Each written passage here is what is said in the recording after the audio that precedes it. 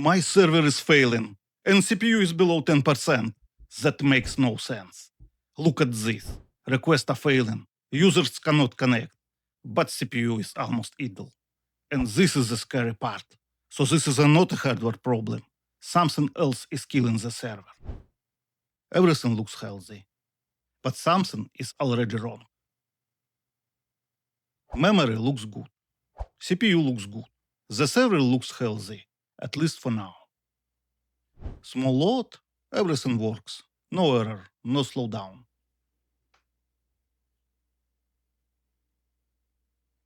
Now watch the connections. They keep growing. Higher, higher. Nothing looks dangerous yet. But watch this carefully. And this is the dangerous part. We already crossed the limit. But the server still looks normal. And then requests start failing, one by one. Users start feeling it. Connections reset. CPU finally start moving. But this still feels wrong. So I start digging.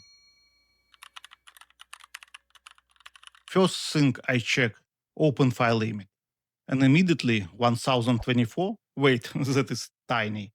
That should not happen. So now I get suspicious. Maybe it's only my shell? No, nginx itself also limited. 1024, that confirms it.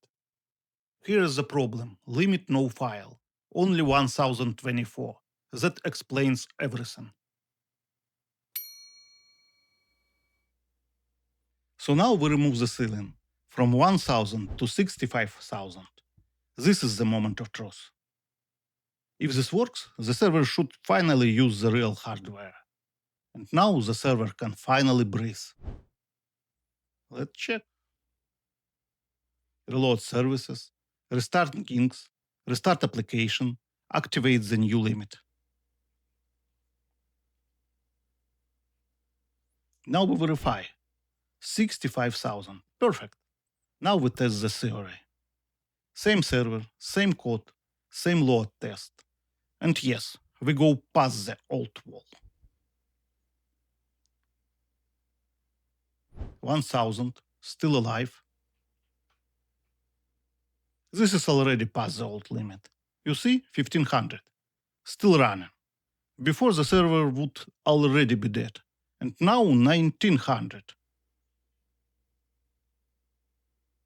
And this is the key insight. CPU finally becomes the bottleneck. Now the server uses the real hardware. And before it was dying too early. This is actually what we want. A healthy server should hit hardware limits, not random software limits. And yes, I configured this limit on purpose, because this is a very real production mistake. Sometimes all config stays for years. Sometimes limits come from Docker. Sometimes they come from systemd, and sometimes from Kubernetes. And nobody notices until traffic hits the wall.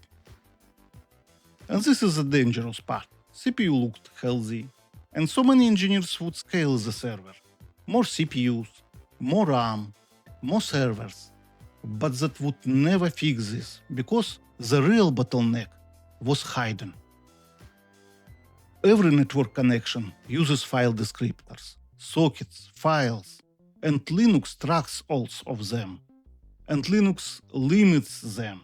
So the server was dying before CPU even had a chance to work. And honestly, this is why production debugging is hard. Sometimes metrics looks healthy, but the system is already failing. And the real problem is hidden somewhere else. One small limit, one bad config, and the whole server falls apart. If you enjoy real Linux investigations like this, subscribe. And if this video helped you, please hit like. And also, tell me in comments, what was your worst production bug? The one that made no sense at first. The bug where everything looked normal, but the system was still failing. The bug that lasted hours, or maybe days. I think everyone has one. And honestly, those are the bugs you never forget. So, see you in the next one. Bye.